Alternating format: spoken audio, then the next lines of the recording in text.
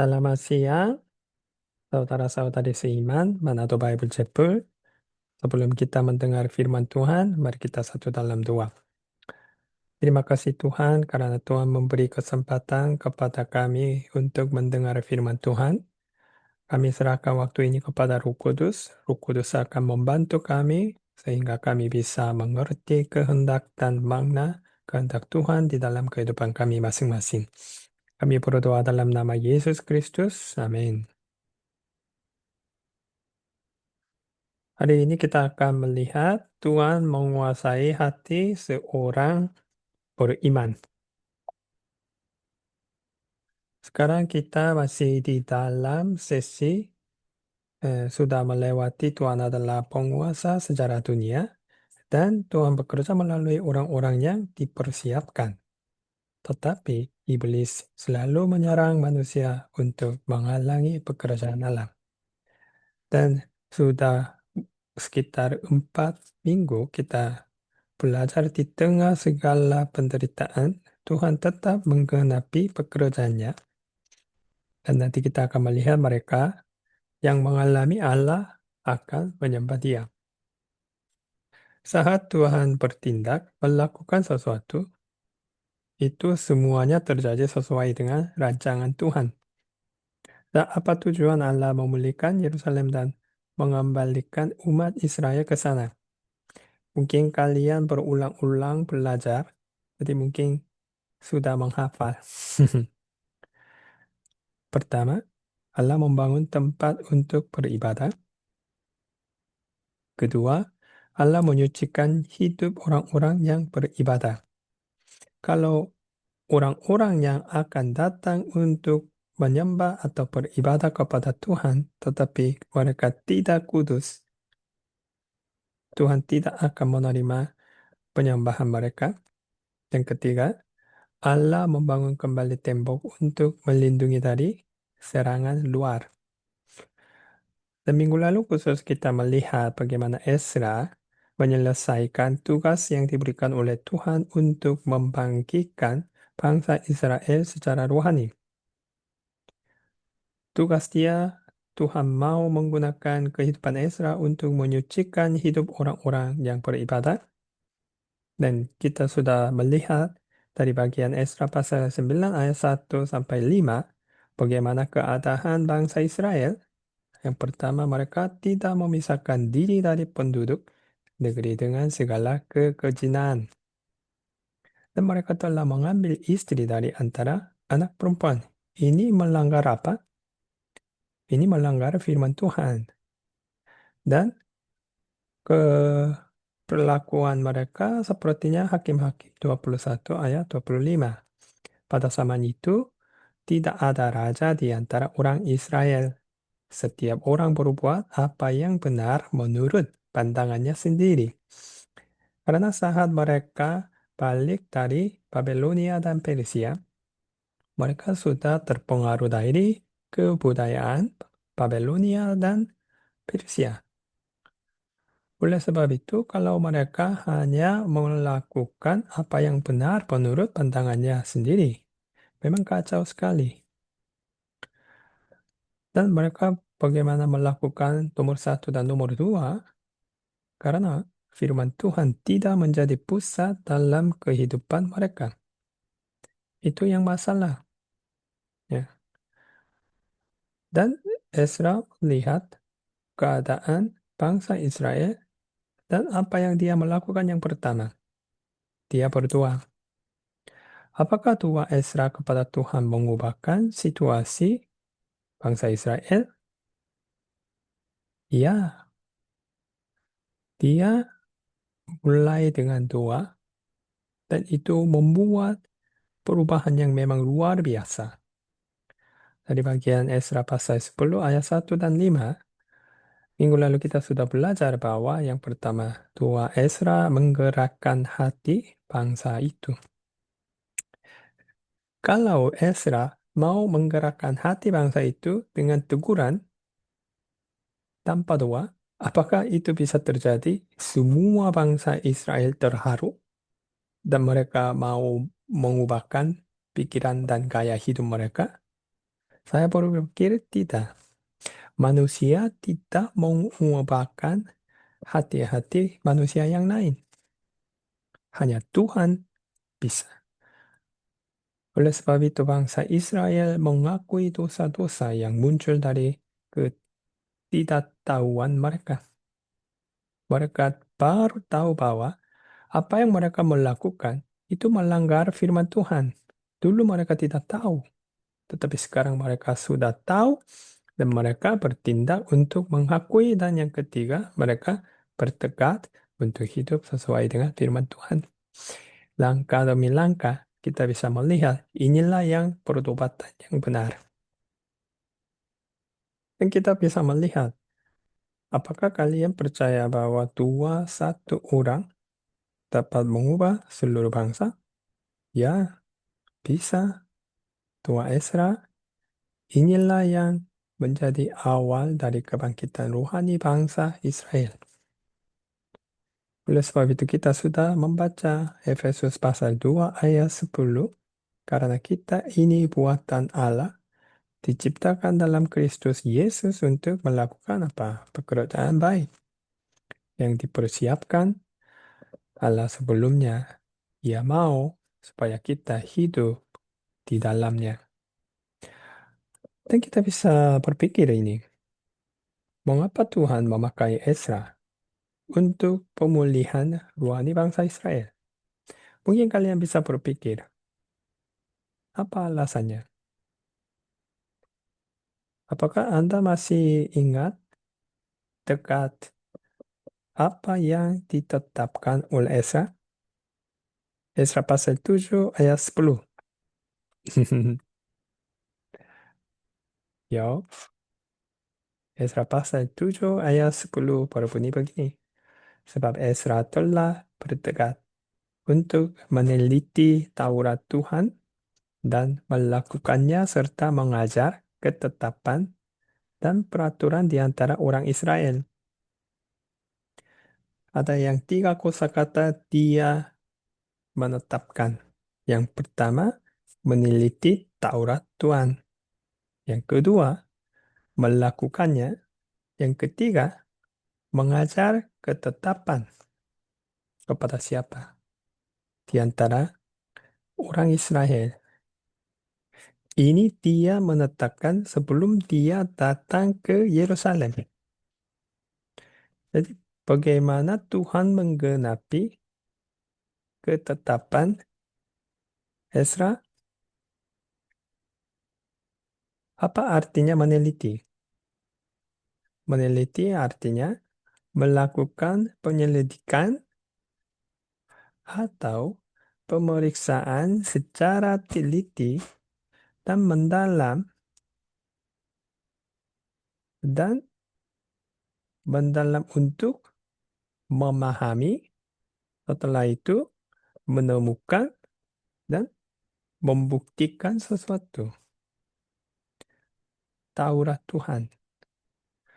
Dia terlebih dahulu, dia menyelidiki firman Tuhan dan memeriksa semua isi di dalam Taurat Tuhan. Saya mau tanya kepada saudara-saudari seiman.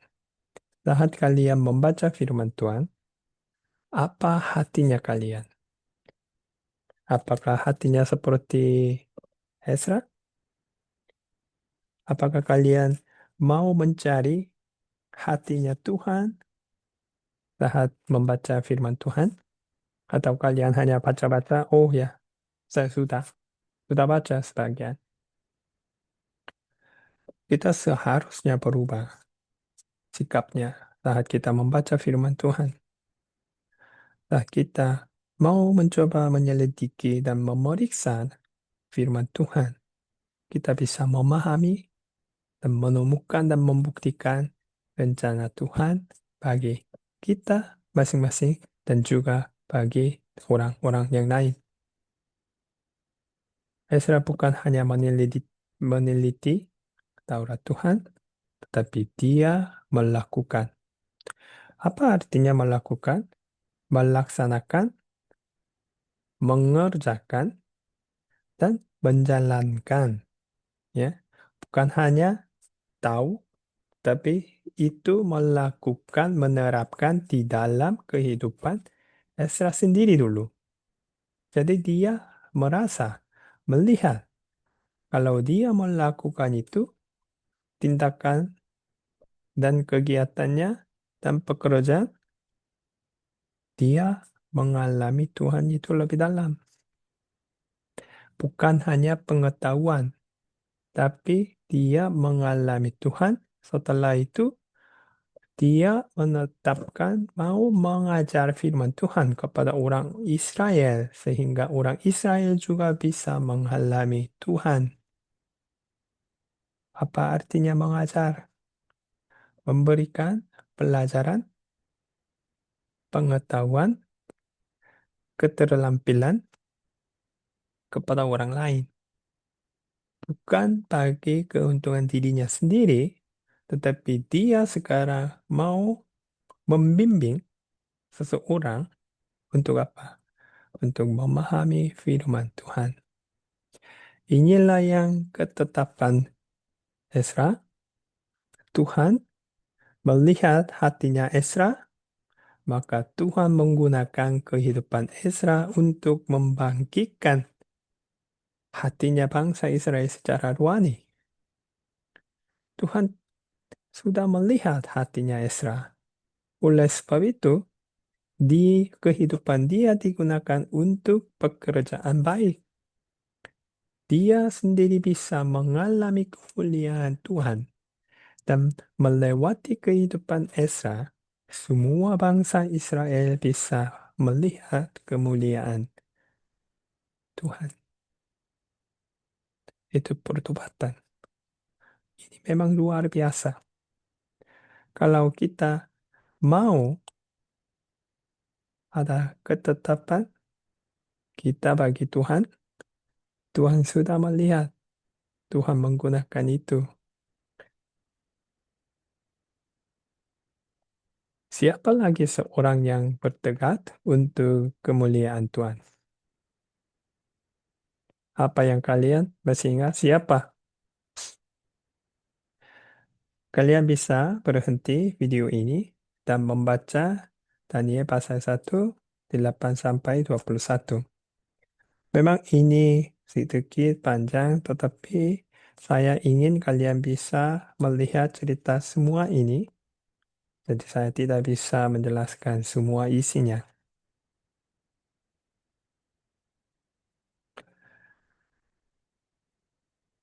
Apa yang Daniel sebagai orang muda berketetapan? Ini di dalam pasal 1 ayat 8 dan 21 ada dua bagian.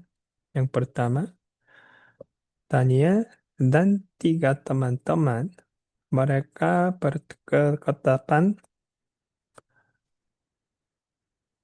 Daniel pasal 1 ayat 8 berbunyi begini. Daniel berketetapan untuk tidak menajiskan dirinya dengan santapan raja dan dengan anggur yang biasa diminum raja. Diminta nyala kepada pemimpin pegawai istana itu supaya ia tak usah menajiskan dirinya.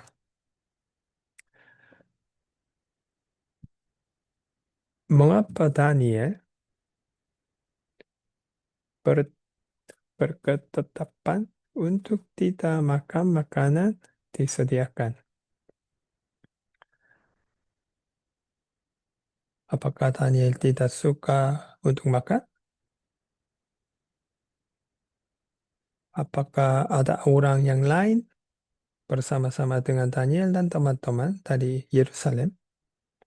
Mungkin mereka berpikir, oh, apa itu masalah?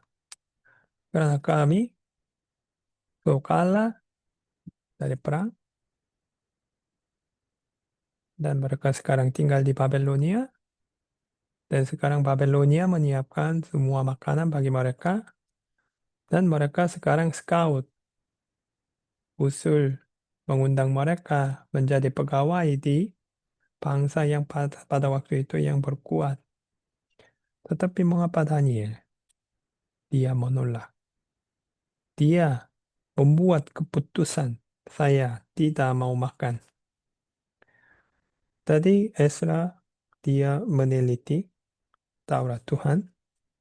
Kita bisa melihat apa yang Daniel dan teman-teman yang melakukan itu berdasar dari firman Tuhan,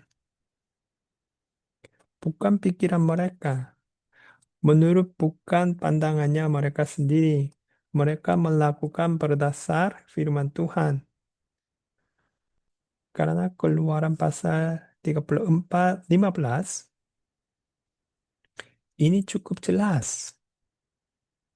Janganlah engkau sampai mengadakan perjanjian dengan penduduk negeri itu apabila mereka berzina dengan mengikuti Allah mereka dan mempersembahkan kurban kepada Allah mereka, maka mereka akan mengundang engkau dan engkau akan ikut makan kurban sembelian mereka. Jadi saya membuat yang ini. Jadi makanan tersedia. Ini makanan sebelum mereka makan kepada siapa? Kepada Allahnya mereka. Jadi menurut budaya pada waktu itu di Babelonia, saat mereka menyiapkan semua makanan, mereka membawa semua makanan kepada Allah mereka. Sepertinya sebelum kita makan, apa yang kita melakukan? Kita bersyukur kepada Tuhan, berterima kasih kepada Tuhan karena Tuhan menyediakan semua makanan. Betul? Setelah itu kita makan. Jadi pada waktu itu mereka semua melakukan hal ini. Jadi mereka terlebih dahulu memberikan makanan kepada Allah-Allah, ruru mereka, ruru jahat mereka. Dan setelah itu mereka makan. Jadi saat makanan tersedia kepada Daniel dan teman-teman, itu makanannya sudah menjadi kurban sembelian. Inilah yang alasan mengapa Daniel berketetapan tidak mau makan makanan yang ini karena mereka sudah tahu ini melanggar firman Tuhan. Tetapi melihat kemungkinan besar pada waktu itu banyak orang muda diangkat, ditangkap dan pergi ke Babelonia, tetapi hanya 4 orang. Ya, mereka dari hatinya sungguh-sungguh mau mengikuti firman Tuhan. Bagaimana saudara-saudari seiman Manado Bible Chapel?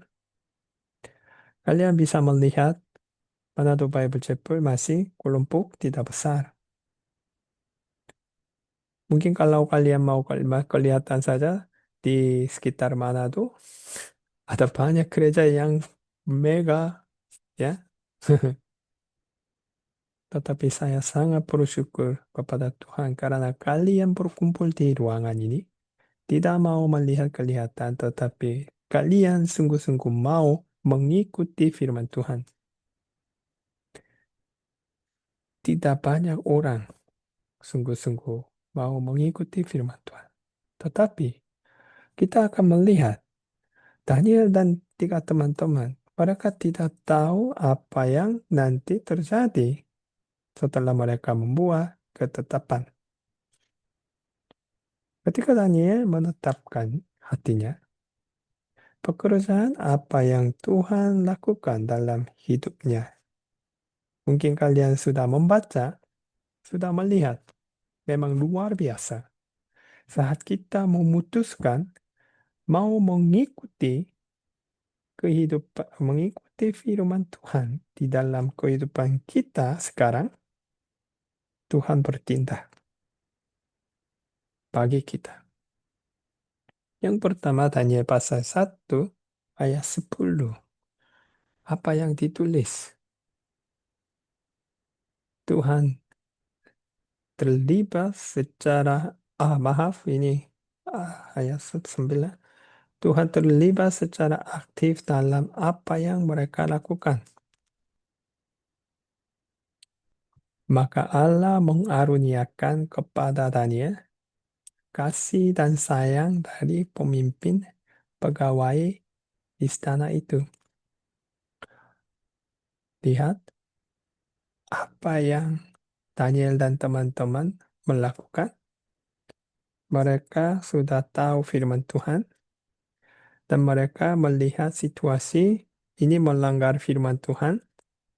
Mereka jujur, walaupun mereka akan rugi atau mereka tidak tahu situasi bagaimana berubah, tetapi mereka membuat keputusan, mereka mau percaya Tuhan saja.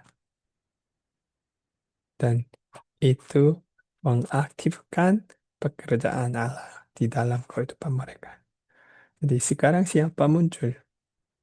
Ya, Allah menguasai kehidupan orang yang beriman. Dan kalian sudah tahu bagaimana semua ceritanya. Mereka tidak makan makanan yang tersedia oleh pegawai pemimpin istana. Tetapi setelah 10 hari kemudian, kelihatan mereka lebih sehat dan lebih bagus daripada orang-orang yang lain. Siapa yang membuat situasi itu? Bukan Daniel, Tuhan. Jadi kita bisa melihat Mazmur pasal 9 ayat 11. Maka orang yang mengenal namamu percaya kepadamu, sebab tidak kau tinggalkan orang yang mencari engkau, ya Tuhan. Saat kita mencari Tuhan, Tuhan tidak akan meninggalkan kita. Perjanjian ini memang luar biasa. Memang susah. Kalau kita mau mengikuti firman Tuhan, memang tantangannya lebih besar. Situasi memang lebih susah. Banyak orang-orang tidak akan mengerti mengapa kita melakukan seperti itu. Kadang-kadang mereka bilang, kamu terlalu sombong. Karena kamu hanya sendiri tahu. Tidak. Ini hanya budaya. Orang-orang berhidup seperti itu. Ya, betul. Orang-orang berhidup seperti itu. Kebudayaan secara manusiawi. Tetapi kita sudah menjadi umat Allah. Maka kita seharusnya berhidup sebagai umat Allah. Dan firman Tuhan sudah mengajar bagaimana kita bisa hidup. Yang pertama, kita seharusnya mencari Tuhan dulu. Berdoa kepada Tuhan. Minta hikmat dan pengetahuan. Dan serahkanlah segala sesuatu kepada Dia. Dia akan menyelesaikan. Dan Daniel, kedua, pasal 1 ayat 17. Tuhan mencukupi segala kebutuhan mereka dengan berlimpah. Tuhan sudah tahu apa yang kita perlu. Jadi saat mereka hanya mencari firman Tuhan, ada bonus. Daniel pasal 17. Kepada keempat orang muda itu, Allah memberikan pertama apa? Pertama pengetahuan. Dan yang kedua, kepandaian. Yang ketiga, hikmat. Tiga hal ini kita sangat-sangat butuh di dalam kehidupan kita sehari-hari. Siapa memberikan ini? Tuhan. Dan Daniel, Tuhan memberi lebih keahliannya memang luar biasa. Itu dia bisa pengertian tentang berbagai-bagai penglihatan dan mimpi. Mazmur pasal 34 ayat 11 berbunyi begini. Singa-singa muda merana kelaparan, tetapi orang-orang yang mencari Tuhan tidak kekurangan sesuatu pun yang baik. Saya sangat menolong kalian dan menantang kalian.